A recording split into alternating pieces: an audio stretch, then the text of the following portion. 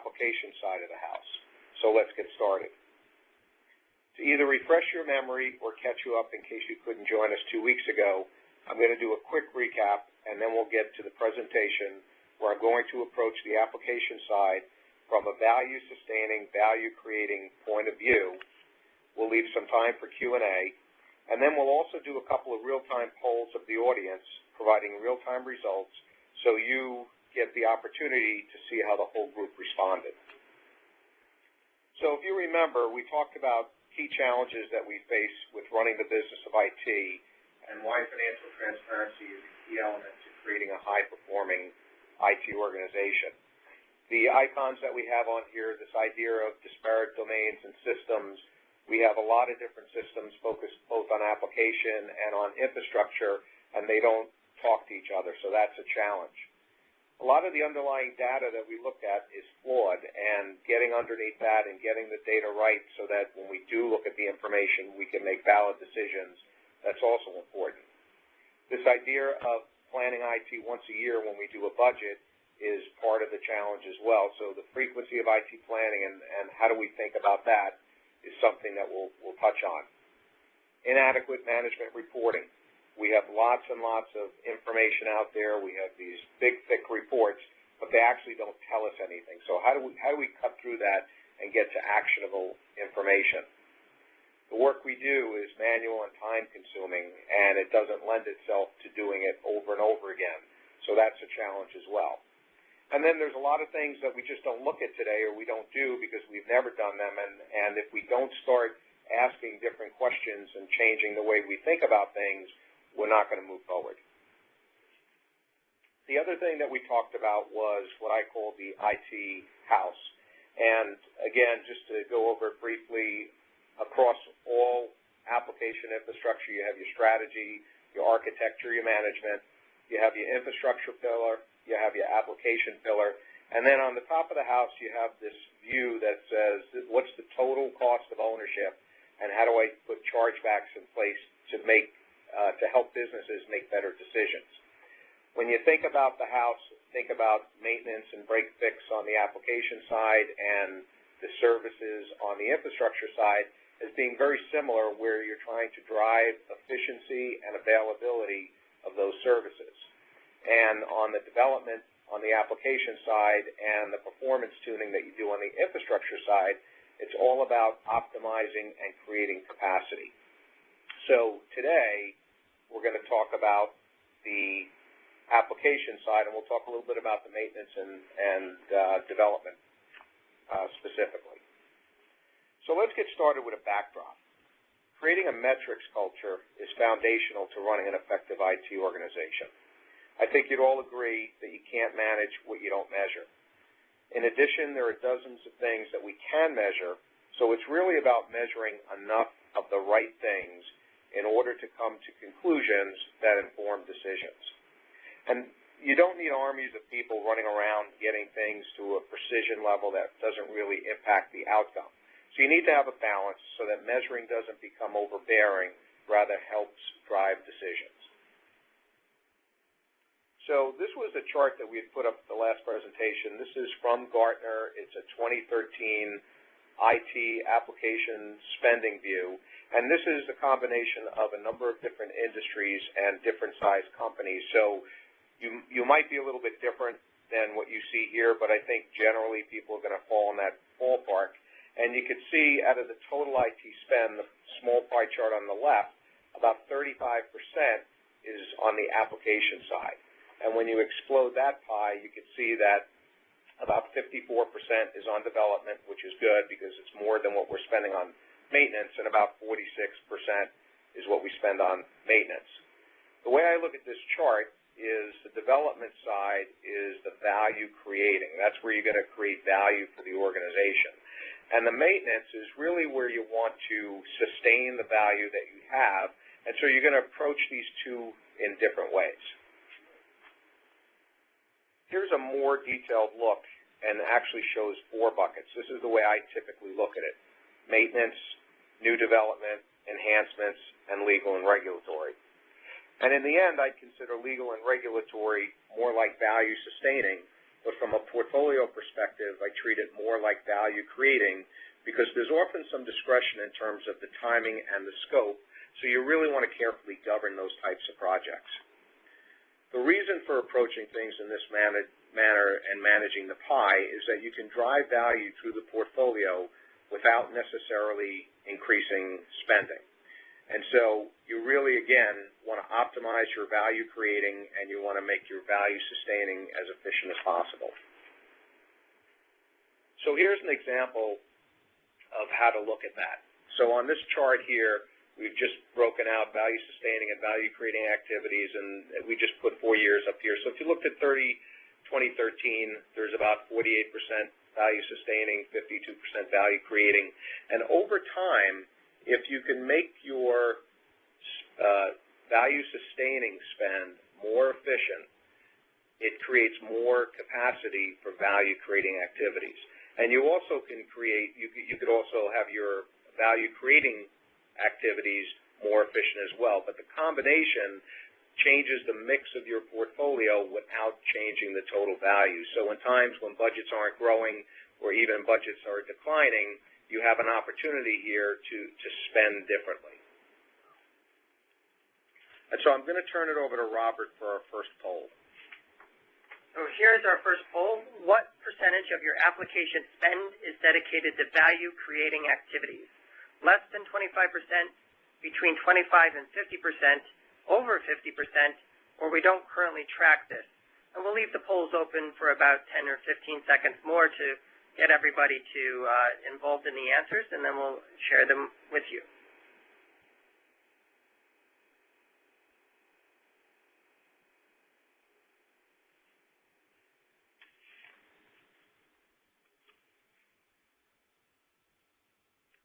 Again, the options here are less than 25%, between 25 and 50%, and over 50%, and we don't currently track this. And it looks like most of our audience has responded, so I'll go ahead and close the polls and share the results. And it looks like that we have about 19% of our audience at less than 25%, 26% between 25 and 50%, 25% over 50%, and then 28% don't actually track this today. So what this tells me is that we all have a lot of room for opportunity here. You know, particularly the folks that don't track that today. There's some very easy ways to start to look at that so that you have some sense of where you fit in. And then once you have some sense of where you fit in, you can start to think about where you want to be in the future. So this is good. All right, so let's move to the next slide.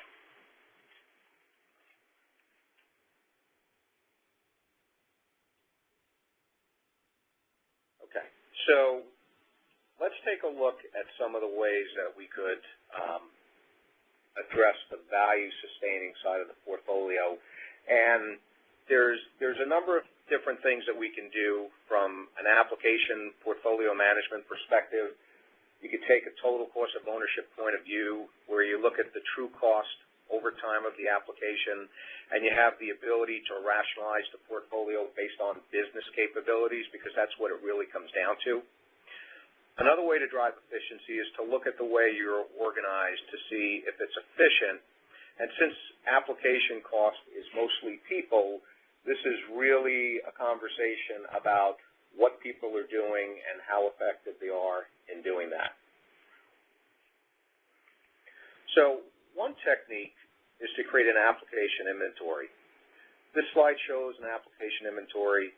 It's a view that looks at some basic data to understand what the application does, what it costs to run in terms of dollars and resources, what the service or infrastructure costs are, how the application aligns to business goals and IT architecture, and finally, how the application maps to business capabilities to understand if there's other apps out there that do similar things. And so an example I can give you is that if you were in a company that had, say an insurance company that had claim systems, and the organization was siloed, you might be surprised to know that there were 4 or 5 or 6 claim systems across the enterprise. And if you think of claims as a business capability, this mapping helps you understand what you're investing against that capability, and that's important to know. And I think even within a silo of an organization, there can be multiple claims type systems where you might want to look at those and try and figure out if there's a better way to do those or if there's some leveraging that you can do. This is information that you're going to want to share with your business owners to help them get ownership of this stuff. And while this seems simple and intuitive, at least my experience is most people don't do this. But I think this is a basic step that you might want to do, and it's not something that you're going to do every month or every quarter. It's probably something that you want to look at every year or so just to get a sense of what's going on across your portfolio. On this next slide, I have an example of how you would look at TCO, or total cost of ownership. It combines the new development cost with the application maintenance, the infrastructure cost, and finally what most people might overlook is any ongoing enhancements. We tend not to think of those as part of running an application. But you can see in this example that over time, the ongoing cost dwarfed the initial investment cost. And this is important to understand. The clearest example I can give is it's like buying a car. The choices you make at the time of purchase not only affect the initial outlay, but also the ongoing cost. If you were to compare buying a Toyota to a Lexus, they're similar cars, same manufacturer, they do most things in the same manner, but they have different base cost and option pricing. And in addition, from an ongoing cost of ownership, they have different mileage ratings, different repair costs, and different add-on costs. So you could start to think about your application end-to-end and over the life cycle and make some judgments of whether it makes sense or not. When you take this application data, you have the ability to organize and analyze it. This graph shows one way to do it, but there are many. In this case, you can get the sense of how big applications are based on the number of users, and you can start to make judgments of what are core and what's non-core, and where you might want to invest more and where you might want to invest less, or even eliminate those systems if you're able to. It's kind of what I call your buy, sell, hold view. And there's a lot of different ways that you can look at this in terms of numbers of users is what this has here. You can look at it in terms of the utilization from a customer perspective and how many policies or people you may have on from that perspective. And you could look at a couple of different views and start to make some judgments on what makes sense and what doesn't make sense. So let's do just another quick poll for Robert. So our second poll is, select the answer that best describes your organization's application portfolio management, or APM status. So the first response is we have implemented an APM process and tool. Second one is we have started to implement an APM process and tool. The third one is we intend to start implementing an APM process and software. And the last option is we have no plans or management commitment at this stage. So again, we'll leave the polls open for about 15 or 20 seconds just to give everybody a good chance to respond, and then we'll share the results once we close the polls.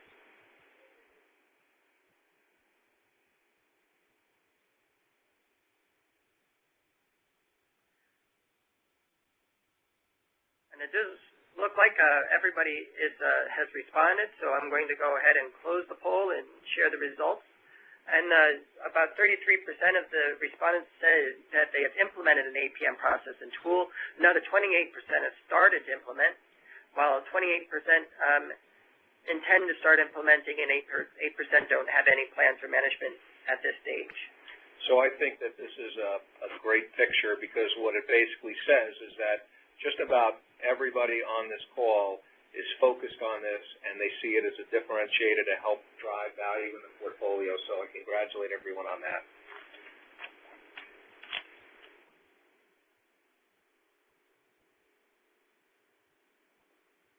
Okay.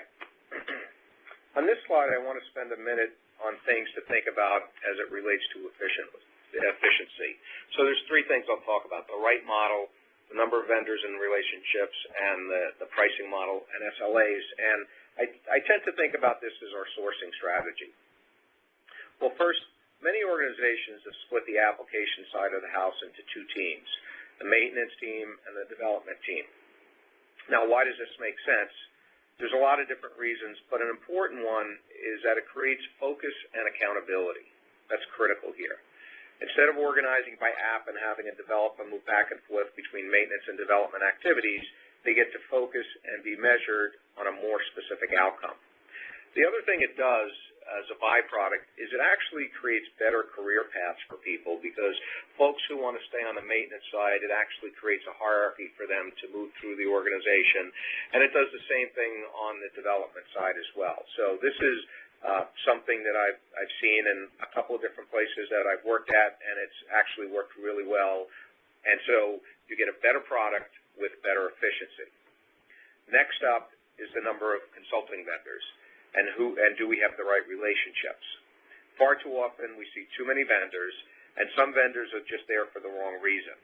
So this idea of having a vendor strategy, you can think about consolidating vendors and work and driving better delivery. So I think of it as having fewer but stronger partnerships. And then finally, from a pricing and SLA or service level agreement perspective, you're going to want to understand the way you face off against those vendor partners. And that is the type of relationship. Is it a time and materials relationship? Is it a fixed price contract where they have a deliverable based on a particular cost? Do you have an offshore relationship and you have to figure out with the vendor what's the right mix of offshore and onshore, because there's no offshore vendor that does 100% offshore, and you have a little bit of latitude as to how you might want to structure that arrangement.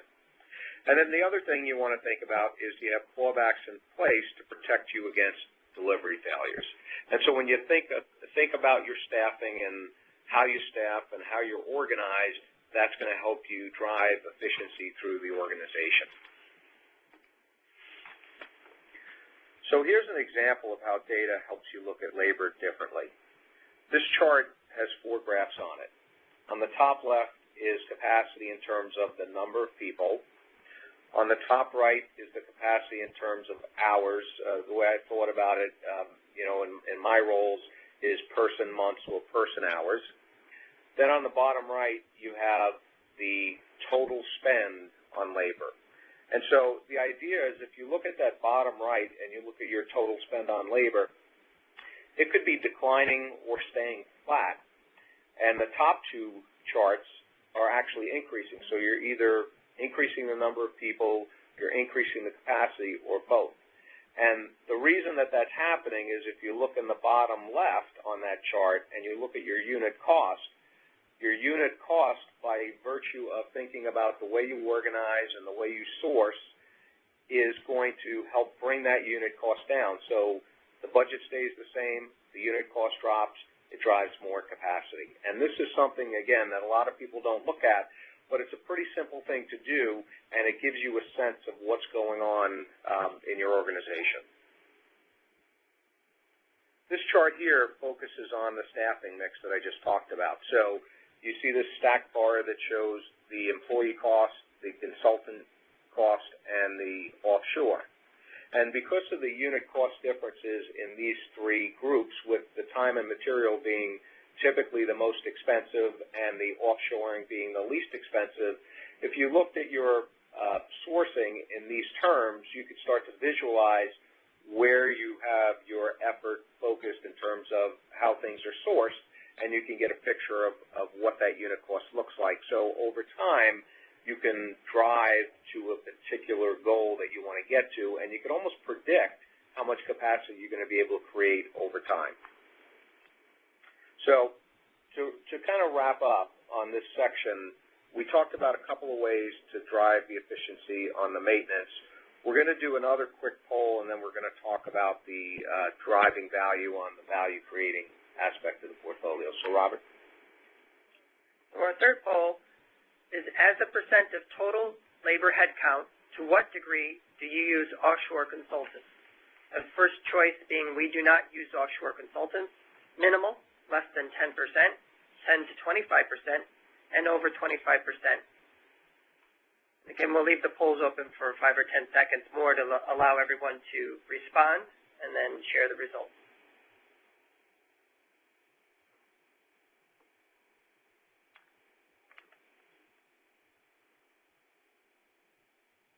I'm going to go ahead and close the poll and share the results. 21% the people said we do not use offshore consultants. 29% is minimal, less than 10%. Well, 22% are using offshore consultants at 10 to 25%, and then over 25% was being used by about 26% of the audience. Okay, so about half of the people don't actually take full advantage of the opportunities on the offshore. And I think it's something that you have to look at. My experience is it's always been a challenge. Business partners get concerned about when their work's going offshore, so you need to be able to address those issues. You also have to worry about the quality of the work, because there are challenges with the quality, so you want to think about even how you send work offshore. And a little bit later, when I talk about the different components of your application build, there are places where you take less risk by sending offshore and where you might take on more risk. So you're able to think about that. So for those of you who are not doing it, I would encourage you to take another look at it from a different perspective and see if there's some value that you can derive out of that.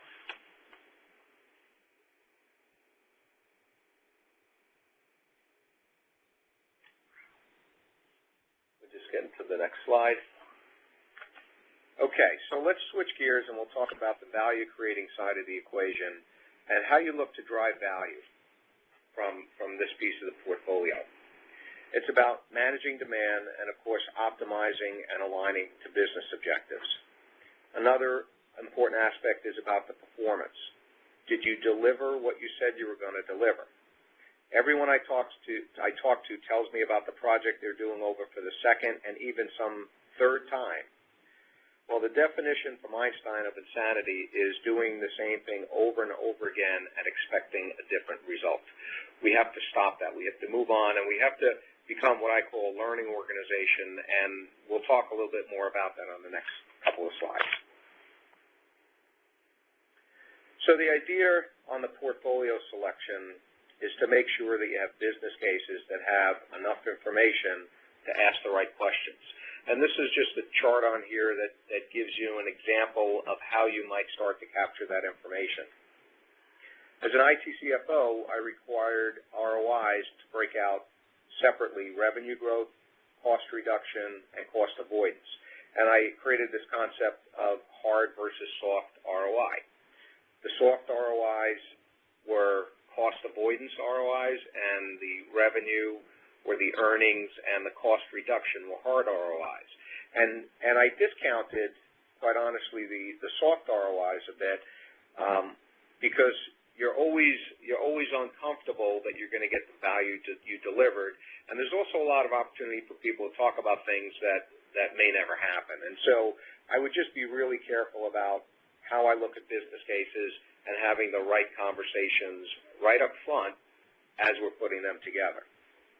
The other thing you want to look at is the architectural fit, and just make sure that it fits in, because things that don't fit in ultimately will end up costing more money.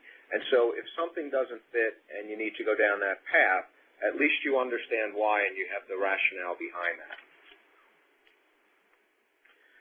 So now we take a look at portfolio selection. This is an area that, from an industry perspective, UMT is clearly the leader. It's really the ability to take all the data into consideration: financial data, business alignment, budget constraints, and present what I call a non-emotional view, which is the basis of the meaningful discussion on the project selections. And as we know, on project selection, there's always exceptions for something that doesn't fit just right, but people understand the risks as well as what's not getting done. Here's another view of portfolio selection. Again, using a tool like UMT's, you're able to look at multiple views and organize the information to help drive discussions and make decisions about your project selection. And then finally, you're going to want to understand your actual capacity to get the work done. because we all know that even if we had the budget to do more work, the ability to scale and the appropriate skill sets can be a showstopper. So one thing you want to look at is the capacity from the skill sets and the people, and then on this next slide, you're going to want to look at the scheduling to see where you have overlaps that you can't handle, or you have gaps where people aren't getting enough done. And so by taking multiple views of the portfolio, you can really optimize it. And optimize is key here because we all do things around the portfolio and we get certain aspects of them right. But there's a lot that we leave on the table when we don't optimize across the entire portfolio. So I'm going to turn it back to Robert. This is our last and final poll, but I think these polls are helpful, certainly for me, addressing the audience. And for you, I think they would be helpful because one of the things I had talked about on the first presentation is this idea of benchmarking and understanding what's going on outside of your company, and this is important learning for you folks as well. Just to read the poll for everyone, which statements best describes how you select and fund project portfolios? First choice being projects are funded on a first-come, first-served basis. Projects are prioritized and selected top-down until you reach available budget. Projects are prioritized based on strategic impact and optimized against available budget on an annual basis or annual planning. Projects are prioritized based on a strategic impact and optimized against available budget on a quarterly basis or just-in-time planning.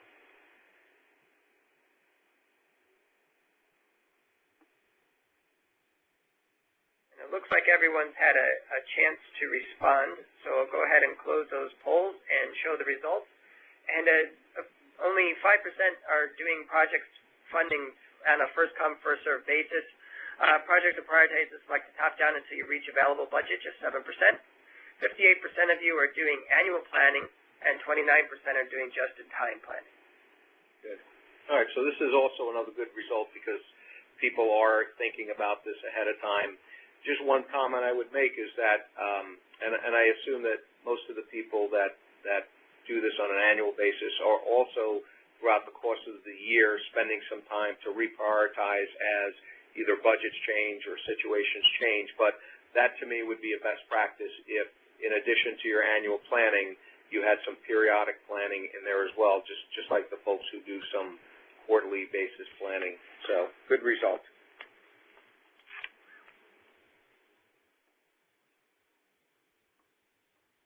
Okay. So some financial transparency and insights. So there's a couple of things I think are worth mentioning to help drive the metrics and financial transparency. I know that there's a lot of shops out there that don't do time tracking, but my opinion, it's worthwhile to do, and it really helps you manage your application development. Because remember, the majority of your spend on application development is people. Also, implementing or strengthening your benefits realization framework by adding lookbacks. You know, I did mention at the last webinar that in my experience, at least when we first started lookbacks where we hadn't done them before, that 2 out of every 3 projects missed on one of their objectives, whether it was the amount spent, the amount realized as a benefit, or the scope of the project. And so to me, this is an area that we can really drive some value. And this is where the learning organization concepts make sense, because you're able to take what went wrong and put it back into the discussion process. So folks who have missed their ROIs when you post-audit a project, those are the same people I would go back to on their next wave of projects to ask them, help me understand why this isn't going to happen again. And it really does work. It really does work. The other thing that you may want to think about is the concept of a rolling quarterly forecast. And so this is so you start to get away from thinking about the IT budget just once a year, and you make it more of an ongoing dialogue. So let me spend a minute on time tracking because I do think it's important. It really helps you create transparency to help manage your spend buckets, understand the unit cost, understand your capitalization, your project phases. The R&D tax credits I mentioned on the last conference call is just a great opportunity that puts money to the bottom line. And then you're able to understand your start and end dates, and you're able to look at that scheduling and get comfortable with the risk of delivering the entire portfolio. Here's an example of a couple of the things that I've done with time tracking. This one I thought is a good one because it actually accomplishes a couple of things. One is you get an idea of the capitalization phases. So the accounting rules are the accounting rules, and so you're able to look at what's being capitalized, what's not being capitalized, and is it being done appropriately. The second thing from a visual perspective is it gives you an idea of where your application money on the build side is going. And so folks can look at this and they could say it makes sense or not. You may have a picture that shows 40% of your work on the analysis phase and less in some of the other phases, and you could question, does that make sense? Are we spending too much time in the wrong phases, and is that why we're not getting a good result? So this gives you a lot of capabilities to start to ask those questions. Also, a lot of shops are looking at agile development, and the profile of agile would look a little bit different than this. So you can start to look at what your profile looks like today. What do you think your profile should look like? Do you have issues with your portfolio? Is this what's driving some of those issues? So again, time tracking gives you the opportunity to do this type of thing. This next slide is a financial view of the portfolio. The beauty here on this slide is that the information could be sliced and diced to create a number of different views. In this view, we're looking at the top projects. It shows that more than half of the largest projects are either yellow or red, but are on track by the end of the year. The question you ask yourself is what's happening between now and then to make that happen? Why is it off track? Is it just the dollars? Is there something wrong with a vendor? What's going on there? And you just don't want to trust that it goes from red to green or yellow to green by the end of the year. You want to be able to ask the right questions. It also shows a few projects that are green today that are expected to turn yellow or red by the end of the year. So what you want to do is get behind these projects and understand exactly what's happening, and do we really believe that we'll be able to avoid taking a green project and having it turn red? What can we do to stop that from happening? So having these types of views allows you to ask the questions. Another way you can sort these types of things is one of the ways I like to look at it is I would take all the projects and sort them from variance highest to lowest, and the lowest being a positive variance and negatives being the highest variance. And I'd look at the outliers and try and figure out what's going on with the outliers, because the projects that seem to be on track and are projected to be on track, perhaps you don't need to spend as much time. So part of this is exception reporting, where you want to focus on where you think the biggest issues are. And again, it's about asking the right questions. In this chart, this is kind of a view of what a rolling forecast might look like. And what this does is this allows you to have that continuous conversation with the business and to be able to manage your supply and demand. And I have a couple of real live examples where this was useful. One was the company was getting a new contract with a particular customer, and it was a very big contract, and it was going to tie up a lot of resources, not just on the application side, but also on the infrastructure side. And so we were able to get some visibility quarter by quarter of when the big deliverables were going to be required. And if we were just on a single-year planning process, we would have known about it, but we wouldn't have had the specificity we needed to make adjustments to our plans. Another example is on acquisitions. We don't do acquisitions on a calendar year. We do them when we do them. And so having that insight into future quarters as to what we think is going to happen is important. This is just a diagram of just adding a quarter as we pass a quarter, adding a quarter, so you're always looking at 4 quarters. But I've actually done this where we've looked ahead an additional 4 or 5 quarters to get better visibility. And so while we may do this informally with discussions, this is a way to do it a little bit more formally and have more specific discussions with the business about where they're going from a technology perspective. So a couple more thoughts on the benefits realization. First, don't throw your business cases away after the project is approved.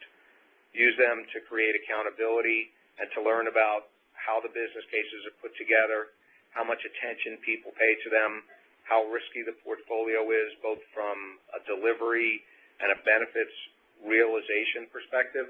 So this is something you can use to help shape that metrics culture that I talked about and help drive accountability through the organization.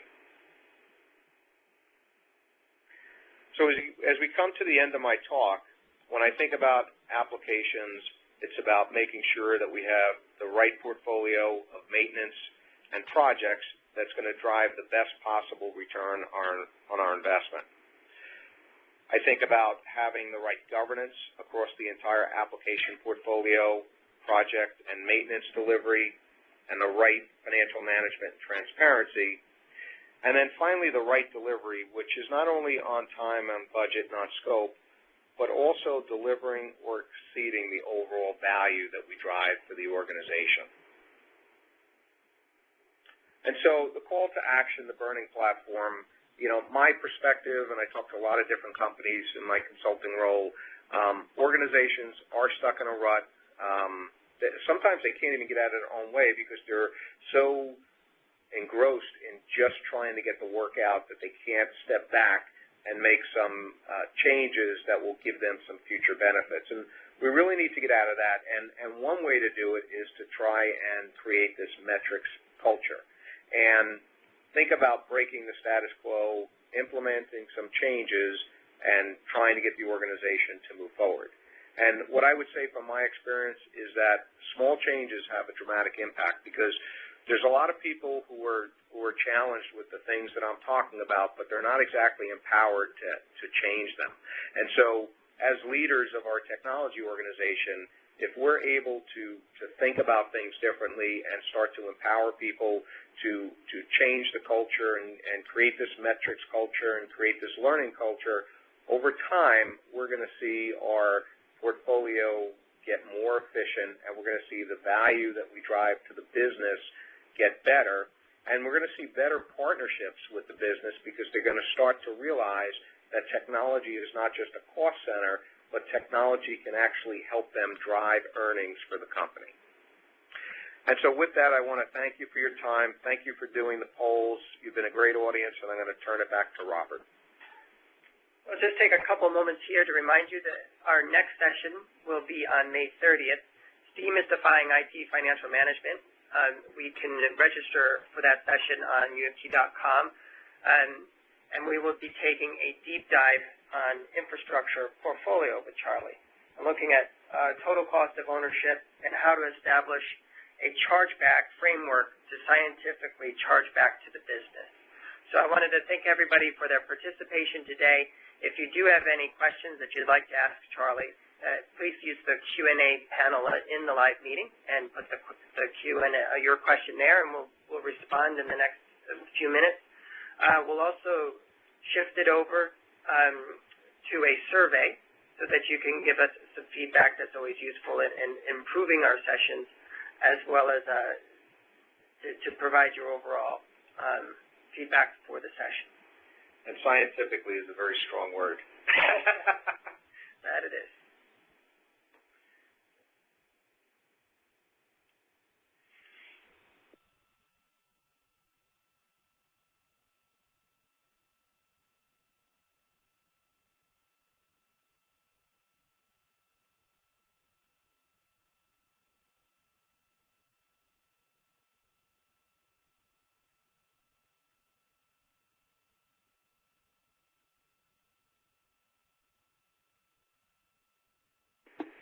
So we do have a question coming in.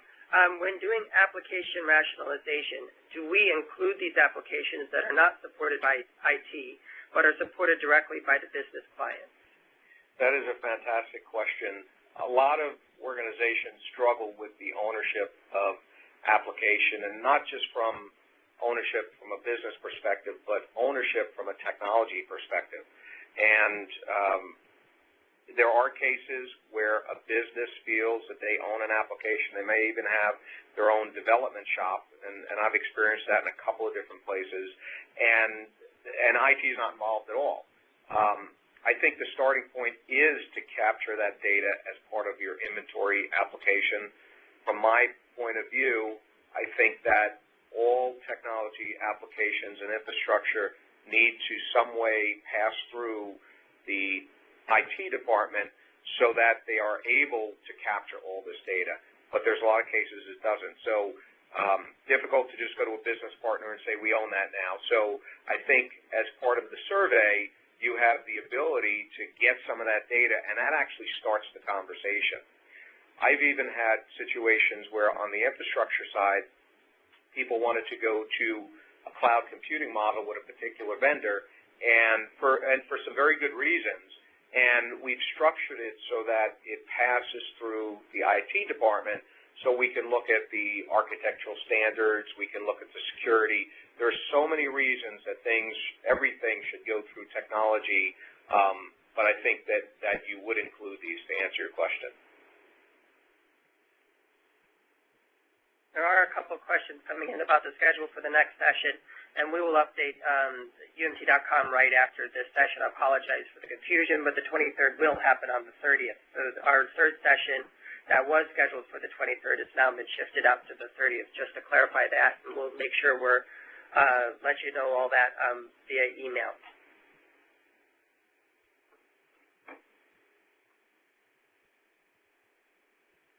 And I think that that'll take care of it for the Q&A session today. I wanted to thank Charlie for another great presentation, and looking forward to the third and final session in this round on May 30th.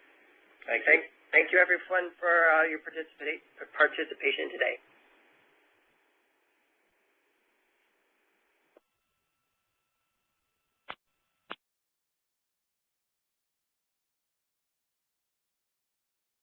The leader has disconnected.